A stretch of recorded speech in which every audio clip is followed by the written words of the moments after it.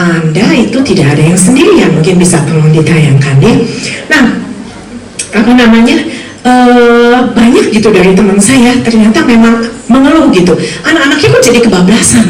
Sejak udah memang dasarnya anaknya memang rada-rada introvert gitu ya, karena COVID seneng banget di kamar gitu kan ya, akhirnya kebablasan sampai sekarang, nggak mau tuh yang namanya ibadah bareng gitu kan. Kita kan ibadah udah mulai omset, senangnya nonton YouTube, apa-apa seneng di rumah, di kamar terus main game, jarang lagi ke mall, diajakin makan di restoran nggak mau gitu ya.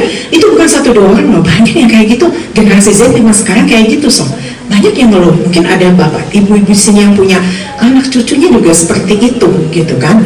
Nah, bahkan tahu nggak, saudara, ada apa namanya, klub baru gitu ya yang menjamur belakangan ini semenjak COVID selesai ya. Nama klubnya tahu nggak? Jojoba, pernah dengar? Jomblo-jomblo bahagia gitu ya saudara. Nah, ada klub namanya jomblo-jomblo bahagia. Mereka pikir enak juga ya jadi jomblo ya, ternyata sendirian tuh enak, kagak ada yang ganggu, apa-apa free gitu ya. Mau pergi kemana aja free, makan apa aja free, bangun jam berapa free, tidur jam berapa free, mau kemana aja free, main game berapa jam free. Akhirnya free hati lama-lama saya melihatnya ya saudaranya. Ini kayak gini gitu ya.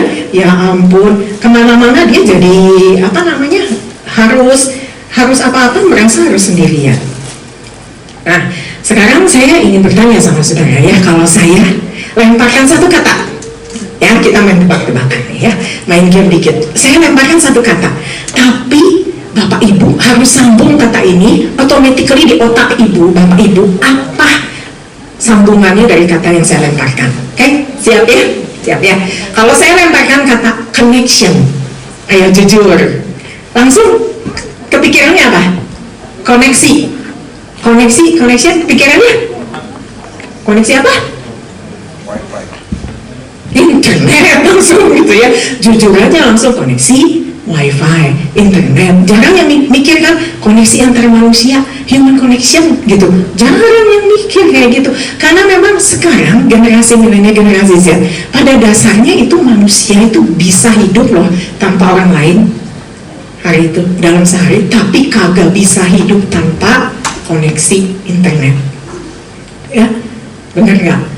Nah, minggu lalu saya kan senang tuh ya, di dekat kompleks saya di sebuah galeri yang gede lah di kota Bandung ini. Saya pergi sama tetangga naik mobil ke sana, parkir di depan karena galerinya itu jauh di belakang gitu ya, tempat senamnya jauh di belakang. Jadi parkir itu di depan, dari depan menuju ke belakang tempat senam itu 5 menit itu paling cepat jalannya. Ke sana.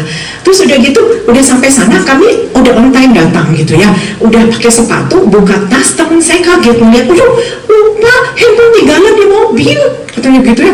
Dia pengen cepet-cepet balik ke mobil. Kata saya tuh, udahlah ini udah mau mulai. Kalau dia balik ke mobil 5 menit ke sana, 5 menit balik, 10 menit telat ya. 10-15 menit telat. Saya sampai tanya sama dia, bisa nggak kalau misalkan nggak lihat handphone 1 jam aja, ini kan selang cuma 1 jam. Aduh, nggak bisa gue nanti dicari suami, dicari kerjaan, dicari anak, nggak bisa. Akhirnya dia cepet-cepet balik gitu ke mobil, ngambil handphone gitu ya. Ya itulah manusia ya. Nah, sekarang saya mau tanya sama Bapak Ibu sekalian. Saya ingin tanya, check your connection today. Coba Bapak Ibu cek koneksi saudara hari ini. Ya, koneksinya bukan koneksi Wi-Fi yang dicek ya aja. Di sini nggak ada Wi-Fi Bapak Ibu ya. Kalau ada juga jangan kasih password ya. Kunci aja pajajangnya.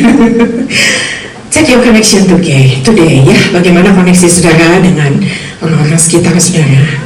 Apakah saudara pada saat ini lebih nyaman berhubungan dengan dumai alias dunia maya daripada dunia nyata? Apakah Bapak Ibu sekarang merasa bahwa aduh rasanya kurang nyaman gitu ya? I feel very comfortable with my life today gitu ya. Apa-apa kita lakukan dengan lebih private gitu. Rasanya berkumpul dengan sesama itu kayak lebih kurang nyaman gitu dengan kita. Yuk, saya ingin kita sekarang kembali ke kehidupan nyata kita sekarang.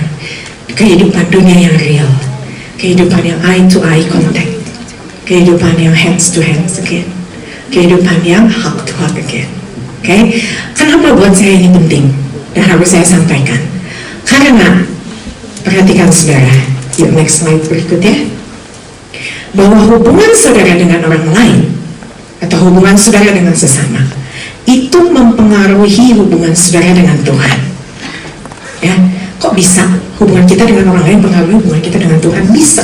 Yuk, dalam hal apa? Yuk kita baca ya, Yohanes 20 ayat 19 sampai 22. Ada di situ ya. Kita baca, saya bacakan. Ketika hari sudah malam pada hari pertama minggu itu, berkumpullah murid-murid Yesus di suatu tempat dengan pintu-pintu yang terkunci karena mereka takut kepada orang-orang Yahudi. Pada waktu itu datanglah Yesus dan berdiri di tengah mereka dan berkata, "Damai sejahtera bagi kamu." Dan sudah berkata demikian, ia menunjukkan tangannya dan lambungnya kepada mereka. Murid-murid itu bersuka cita ketika mereka melihat Tuhan. Maka kata Yesus sekali lagi, "Damai sejahtera bagi kamu. Sama seperti Bapa mengutus aku, demikian juga sekarang aku mengutus kamu." Dan sesudah berkata demikian, ia mengembusi mereka dan berkata, "Terimalah Roh Kudus." Kita flashback ya ke beberapa hari sebelum cerita ini. Kayak waktu itu kan ceritanya kan ketika itu hari sudah malam pertama minggu itu katanya ya, murid-murid itu sedang ada di suatu rumah. Mereka mengunci rumah itu dengan sangat ketakutan. Kenapa? Karena beberapa hari sebelumnya, tepat 3 hari sebelumnya, Tuhan Yesus disalibkan di Bukit Golgota. Ya, peristiwanya ini. Nah, murid-murid waktu melihat Yesus disalibkan, kucar-kacir semuanya, ketakutan. Akhirnya mereka mengambil jalan sendiri. Kenapa ketakutan? Karena mereka takut dikira antek-anteknya Tuhan Yesus nanti mereka ditangkap juga, dihukum juga, disalib juga. Takut. Akhirnya semua kocar-kacir cari jalan sendiri. Ya, Petrus waktu sendirian, apa yang dia lakukan? Dia menyangkal Yesus 3 kali. Kemudian Yudas Iskariot, dia ambil jalan sendiri. Waktu dia sendirian, apa yang dia lakukan? Dia mati bunuh diri. Ya. Kemudian Andreas, Yakobus, Yohanes, di mana mereka? Enggak tercatat di Alkitab. Ya, tidak ada yang mendampingi Yesus ketika Yesus disalibkan. Bahkan Bapak Ibu tunjukkan satu ayat aja di Alkitab bahwa para murid Yesus mendampingi Yesus ketika Yesus dikuburkan. Ada enggak? Tidak ada satu murid pun. Ketika Yesus dikuburkan bukan oleh para muridnya, Bapak Ibu. Yesus dikuburkan oleh siapa? Oleh Yusuf dari Arimatea dan Nikodemus, bukan oleh muridnya. Muridnya kucak-kacir semua ketakutan. Ya. Nah, tapi firman Tuhan katakan 3 hari kemudian, hari sudah malam, hari pertama minggu itu dikatakan berkumpul murid Yesus di suatu tempat dengan pintu yang terkunci di sebuah rumah karena mereka takutan dikejar-kejar sama tentara Romawi. Nah, sekarang pertanyaannya, apa yang menyebabkan kok mereka berani kumpul lagi? Ya, tentu saja saya merasa bahwa ada satu hal yang membuat mereka berani kumpul, yaitu apa, saudara? Yang membuat mereka bersatu adalah the sense of belonging. Dalam arti kata, mereka merasa mereka saling memiliki satu dengan yang lain. Mereka menyadari bahwa yang mempersatukan mereka selama ini dalam satu tali sekasih persaudaraan adalah siapa? Tuhan Yesus sendiri. Bayangin 3,5 tahun mereka ikut pelayanan Tuhan Yesus, 24 jam sehari, 7 hari seminggu, itu udah lebih dari saudara. Saudara mungkin ketemu sama saudara nggak akan 7 kali 24 jam gitu dalam sehari 3,5 tahun. Ini murid Yesus melayani, jadi mereka udah lebih dari saudara, udah kayak ada hubungan lebih dari saudara gitu, saudara ya. Jadi itu membentuk tali kasih saudara persaudaraan di antara mereka. Dan tentu saja mereka datang ke sana untuk berapat kembali, pastikan mereka harus mencari suatu strategi bagaimana untuk menghadapi kehidupan mereka selanjutnya sesudah guru mereka mati.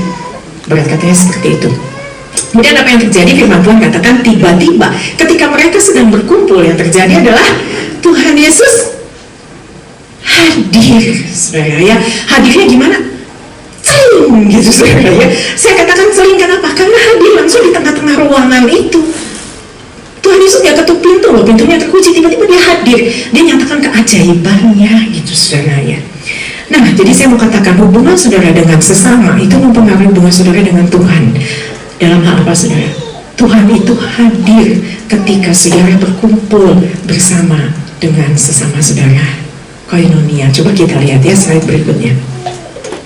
Tuhan hadir saat kita bersekutu. Itu namanya bahasa Yunaninya koinonia. Saudara, sadarilah bahwa kita ini tidak bisa hidup sendiri, ya kan?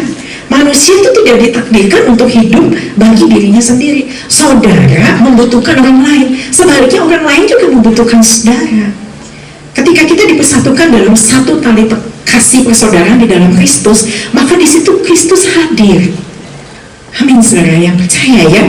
Saudara, tidak selamanya kita itu bisa hidup sendiri, walaupun memang terkadang Tuhan meminta kita untuk seperti itu. Contohnya seperti Musa, dia harus menyendiri 40 hari 40 malam di Gunung Sinai. Ya, kemudian Tuhan Yesus, dia juga berpuasa 40 hari 40 malam menyepi. Tetapi semuanya itu ada maksud, ada tujuannya Tuhan. Musa diperintahkan Tuhan untuk menyepi karena Tuhan ingin memberitahukan kepada dia 10 perintah Allah. Ya, Tuhan Yesus menyepi karena Tuhan Yesus ingin dipersiapkan untuk melayani dia 3,5 tahun, gitu kan? Dengan sungguh-sungguh Tuhan persiapkan semua dan maksud rencana Tuhan, dan semuanya itu waktunya terbatas, saudara ya. Kalau kebablasan, wah bisa kacau dunia. Buktinya waktu itu Musa langsung disuruh turun sama Tuhan sesudah 40 hari. Kalau enggak, apa yang terjadi? Bisa terjadi kekacauan. Hampir aja bangsa Israel murtad menyembah patung emas kalau Musa tidak segera turun. Ya, semua ada batas waktunya, saudara ya. Bila ada di antara saudara yang saat ini sedang larut dengan kesedihan, saudara ngerasa kayaknya, aduh saya nggak perlu lagi deh bersekutu, komsel, apa sih itu, nggak penting gitu kan, ayo nonton aja ibadah YouTube gitu kan, nonton aja, hadir ke gereja sekali seminggu aja udah penting, udah so feeling comfortable with your loneliness. Saat ini saudara kembali, yuk kita saling menjalin persekutuan yang indah kembali satu dengan yang lain, saling mendukung satu dengan yang lain yang sesama saudara seiman. Saudara, hubungan persaudaraan itu harus dibentuk, saudara, harus dibangun. Gak bisa terjadi dengan otomatis kayak gitu doang. Gak bisa ditemukan gitu doang gitu, saudara, kayak nemuin duit di jalan. Gak bisa, harus dibangun, harus saudara usahakan. Jadi hubungan persaudaraan itu tuh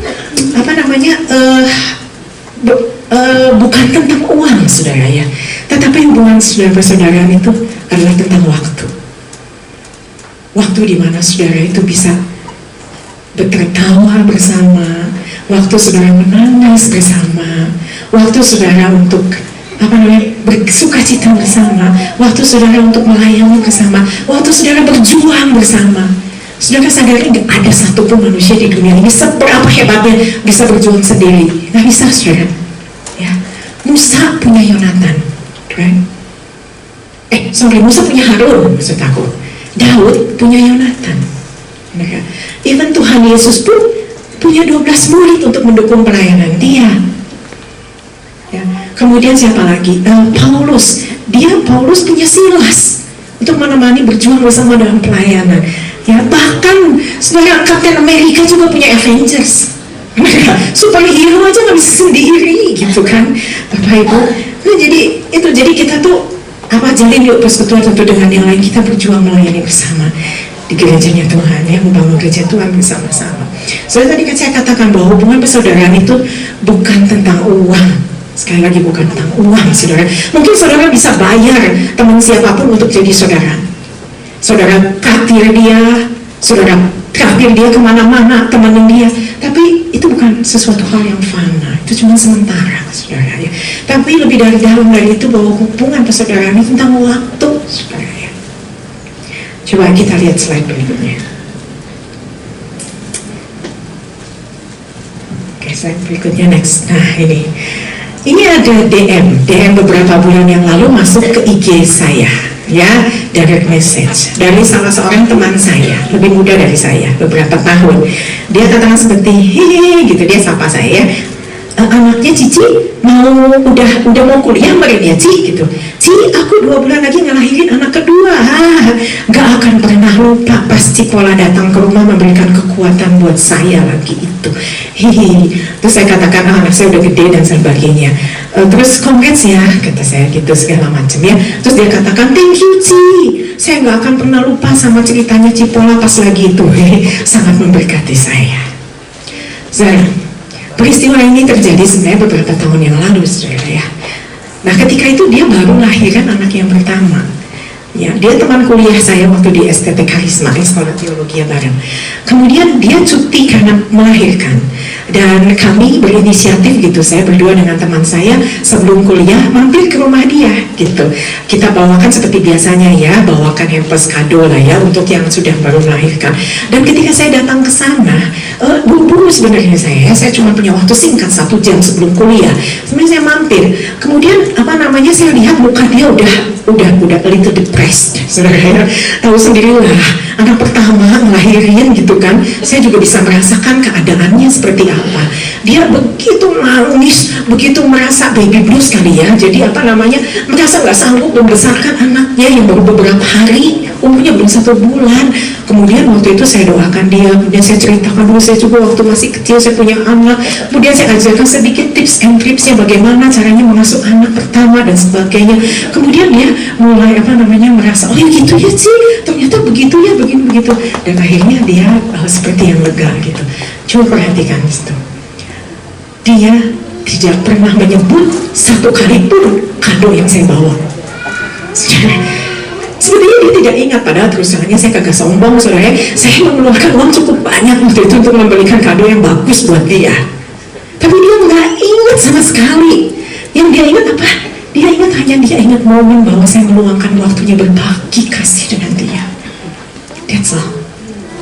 Hanya sedikit waktu yang saya luangkan, tapi berarti buat seseorang. Saudara, tadi saya katakan, ketika kita bersekutu satu dengan yang lain, meluangkan waktu saudara satu dengan yang lain, apa yang terjadi? Tuhan hadir, saudara. Dan kalau Tuhan hadir, apa yang terjadi? Tuhan hadir itu gak akan bawa tangan hampa. Tuhan hadir itu bawa sesuatu, layaknya seorang tamu yang baik bawa sesuatu. Ayat 19, ayat 19, ayat 20, ayat 22, bahwa Tuhan itu datang membawa ayat 19 damai sejahtera. Yang kedua ayat 20, dia bawa apa? Sukacita. Yang ketiga ayat 22, Roh Kudus, urapan Roh Kudus dia bawa. Komplit. Kalau Tuhan hadir itu gak rugi, Bapak Ibu. Dia gak akan biarkan saudara pulang dengan tangan kosong. Dia berikan kepada saudara sesuatu hal yang luar biasa, damai sejahtera Tuhan. Itu damai sejahtera itu yang enggak didapat. Bukan tergantung dari sejahtera Tuhan itu bukan tergantung dari tempat di mana kita berada saat ini, gitu, atau dalam sikon apa kita saat ini. Percuma saudara kalau kita ada di tempat yang bagus gitu ya, kita lagi liburan di Bali, nginep di hotel bintang 5, Papua Kempinski lah, hotel bintang 7 lah. Tapi kalau saudara pakai rok bentrok sama pasangan hidup saudara, percuma, nggak ada damai sejahtera, nggak ada sukacita, benar nggak? Gitu, percuma saudara. Tetapi walaupun tempatnya dimanapun saudara berada, kalau Tuhan hadir, ada damai sejahtera di situ. Ya, yuk coba lihat slide berikutnya yuk. Next. Ini ya, ini gak asing mungkin ya, Gulika ingat nggak? Ya, ini adalah lembaga pemasyarakatan perempuan kelas 1 Lapas Sukamiskin. Saya beberapa kali melayani ke sana ya. Jadi di Lapas Sukamiskin ini ya, kami dari beberapa gereja itu mendapatkan jatah untuk melayani warga. Di sana namanya bukan narapidana, mereka menamakan dirinya itu wanita binaan priangan. Gaya ya, wanita binaan priangan gitu ya di sana. Ada ratusan ya, kemarin terakhir berapa Ibu Lika datang? 450 ya, berbagai agama. Nah yang Kristennya itu setahu saya ada sekitar 100-an, 90-90-100. Nah jadi ketika itu saya bersama dampingi suami saya pada suatu kali, seperti biasanya mendampingi suami saya ke sana untuk melayani di lapas sana. Nah mereka itu ada ibadah saudara, dan ibadahnya rajin, karena dalam 1 minggu itu bisa beberapa organisasi keagamaan melayani mereka loh saudara. Tapi tiap hari mereka ibadah, lebih rajin daripada kita. Tapi tiap hari mereka bersekutu ya. Nah kemudian ketika itu berkumpul penuh ruangannya saudara ya, lagi banyak kali ya orang Kristennya di situ, wanita-wanita dikumpulkan, ada mungkin 80. Kemudian siapa yang WL, yang singer, yang pelayanan musik kayak di sini siapa? Yang jadi riannya di sini, yang mereka semua.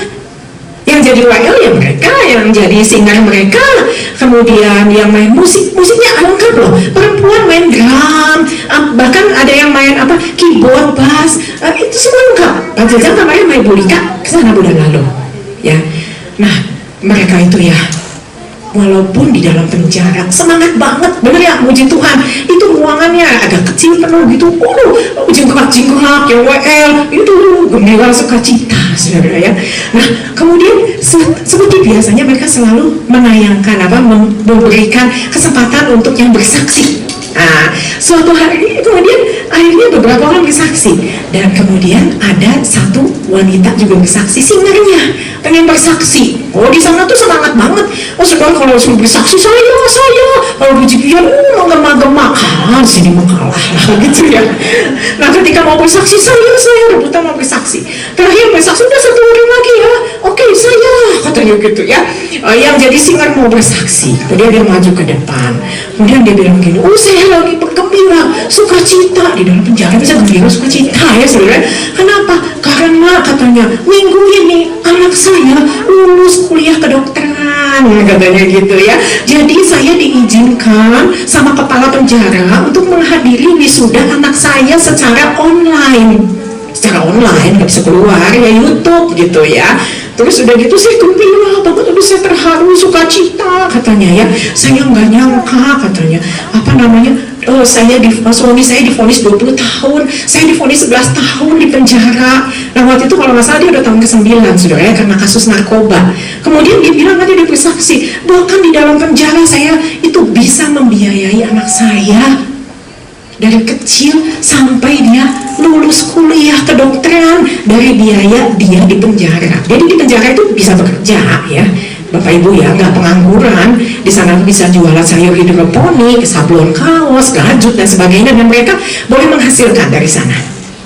Dibina kan namanya juga wanita binaan priangan gitu kan.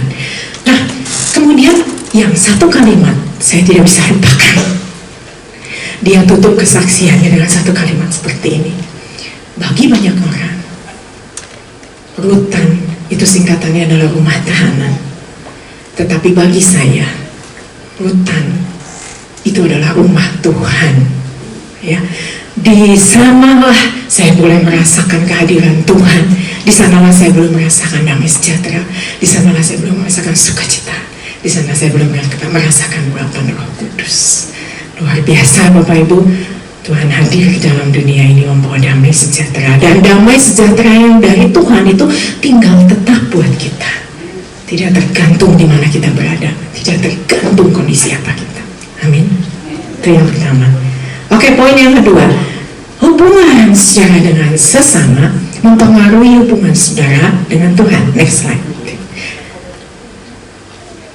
Kita baca. Tadi yang pertama kan Tuhan hadir ya ketika sedang berkumpul. Yang kedua apa? Yuk Matius 25 ayat 34 sampai 40 baca bareng-bareng yuk. Ya baca bareng-bareng. Hitungan ketiga. 3, 2, 1. Kemudian Raja akan berkata kepada mereka yang di sebelah kanannya, marilah kamu yang diberkati Bapakku, warisilah kerajaan yang disediakan untukmu dari permulaan dunia. Karena kamu disebut diberkati karena apa? Karena ketika aku lapar, kamu memberi aku makan, aku haus dan kamu memberi aku minum, aku orang asing dan kamu mengundang aku masuk, aku telanjang dan kamu memakaikan aku pakaian, aku sakit dan kamu menengok aku di penjara dan kamu datang kepadaku. Lalu orang-orang benar itu akan menjawabnya, Tuhan, kapan kami melihat engkau lapar dan memberi makan, atau haus dan memberimu minum? Kapan kami melihat engkau seorang asing dan mengundang engkau masuk, atau telanjang dan memakaikan engkau pakaian? Kapan kami melihat engkau sakit atau di penjara dan kami datang kepadamu? Raja itu menjawab sama-sama, aku mengatakan yang sebenarnya kepadamu, sebagaimana kamu melakukannya terhadap satu dari saudara-saudaraku yang paling kecil ini. Kamu melakukannya untuk siapa? Untuk aku. Saudara pengen nih dibilang sebagai orang yang diberkati Tuhan? Mau? Ada syaratnya. Syaratnya apa, saudara? Semua hal ini syaratnya ketika aku lapar, kamu memberi aku makan, haus, memberi aku minum, dan sebagainya. Apa namanya itu? Tuhan memberkati kita saat kita peduli dengan sesama kita. Ya, next slide. Saat kita melakukan pelayanan kasih kepada orang lain, tadi koinonia, sekarang pelayanan kasih itu namanya diakonia. Saudara, diakonia adalah pelayanan kasih di dalam nama Kristus, di mana kita memberi makan kepada yang lapar, memberi pakaian kepada yang telanjang, berkunjung kepada orang tahanan, seperti yang Ibu Dika lakukan kemarin, panti jompo, panti asuhan, semua yang membutuhkan, saudara, bahkan desa-desa miskin, siapapun. Yang saudara bahkan mungkin tidak kenal, orang asing, orang yang bahkan dianggap paling hina sekalipun di dunia ini, jangkis, gelandangan. Tuhan katakan apa? Ketika engkau memberi mereka makan, minum, pakaian, engkau melakukannya untuk aku, maka aku akan memberkati engkau. Amin, saudara. Saudara, tepat 1 bulan lagi dari sekarang kita akan merayakan Natal, right? Tanggal 25 nanti, ya. Nah, saudara pernah merenungkan gak sih sebenarnya makna Natal sesungguhnya? Natal itu bagi banyak orang itu kan, I'm happy, every day is Christmas in December, gitu ya. Jadi setiap hari saya datang undangan Natal sini, undangan Natal sono, dikasih makan sama si ini, dikasih makan sama si ono, dapat hampers banyak, ya. Yuk, sampai hampersnya saudara hitung, dijajarin, bikin IG story, gitu ya. Dihitung, pas dihitung kurang 1, saya biasanya terima 40, kenapa sekarang cuma 39? Gitu kan, panik saudara. Dihitung-hitung siapa yang gak ngasih. Diselidiki ternyata Ibu Dika belum ngasih. Awas ya, tahun depan coret dari klub. Gitu ya saudara ya. Bukan saudara ya.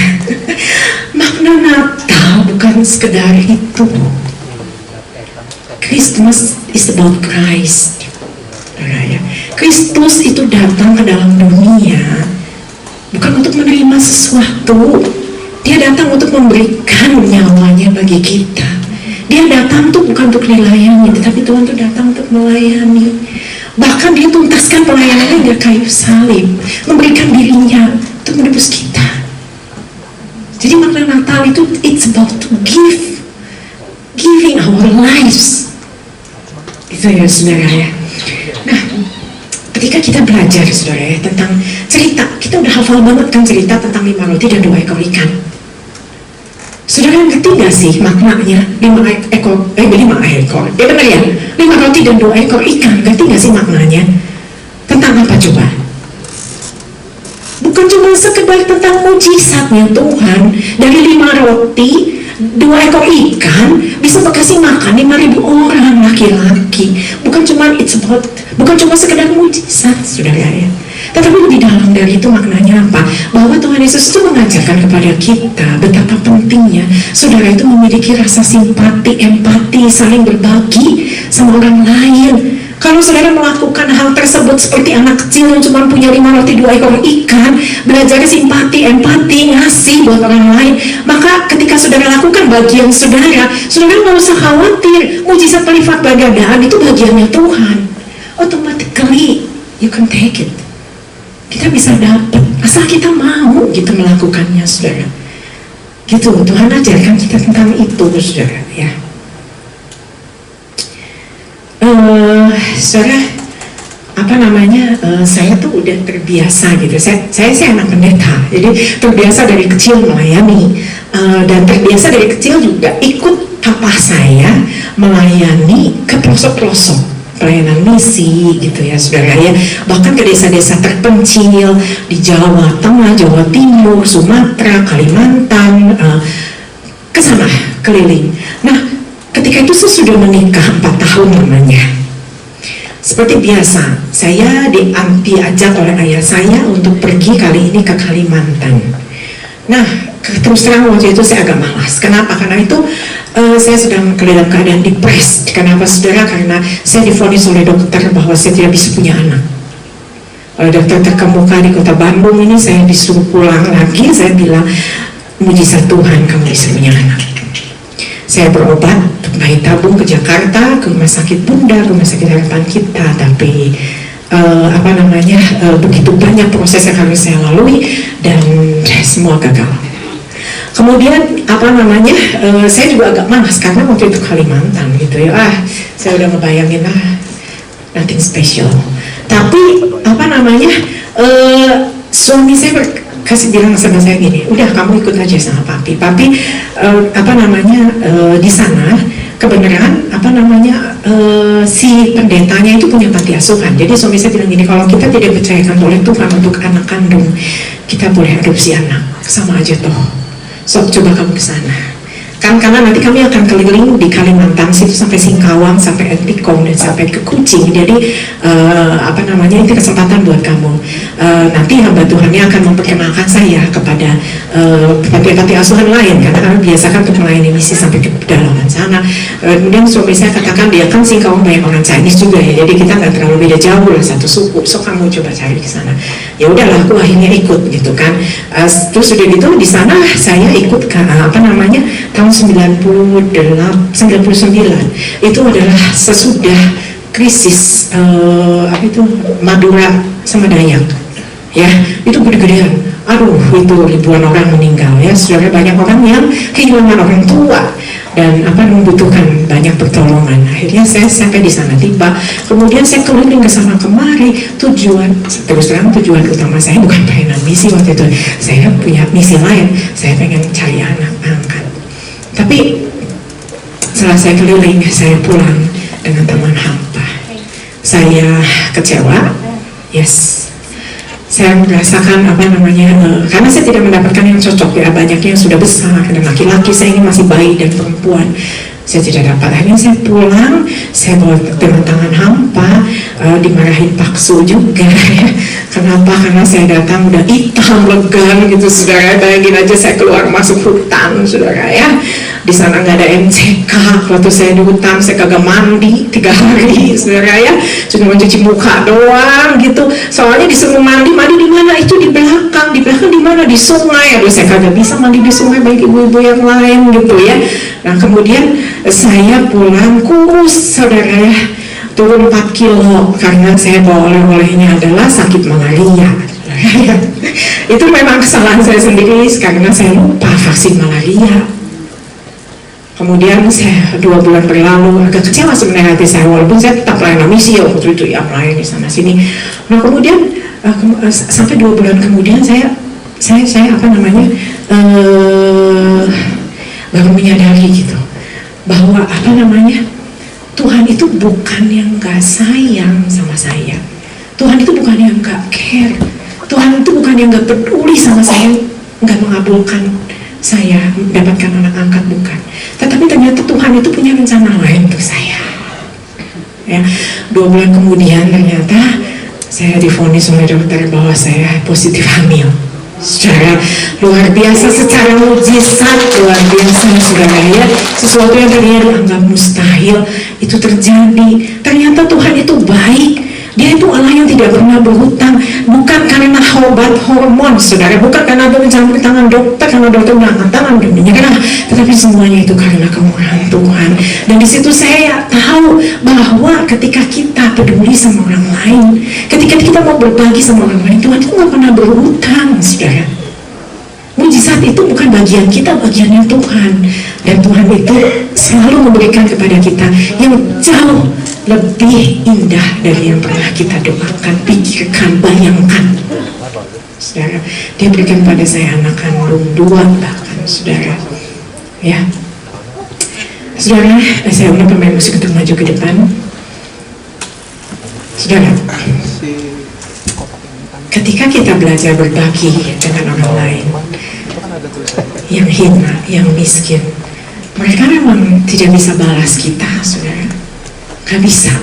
Tetapi siapa yang balas? Tuhan nanti yang balas. Ya, karena itu yuk saya mau menggugah hati saudara. Kita itu gak sendirian ada di dunia ini. You are not alone. Saudara punya saudara seiman, saudara di sini. Yuk bertumbuh dalam kasih, dalam satu tali kasih persaudaraan. Pererat saudara ya. Sangat perlu saling dukung satu dengan yang lain, karena komunitas saudara di tempat ini, di konser ini adalah jaring pengaman saudara. Ya, yuk saudara, kita belajar untuk berbagi satu dengan yang lain. Karena ketika saudara melayani satu dengan yang lain dengan kasih, Tuhan itu akan memberkati saudara. Amin.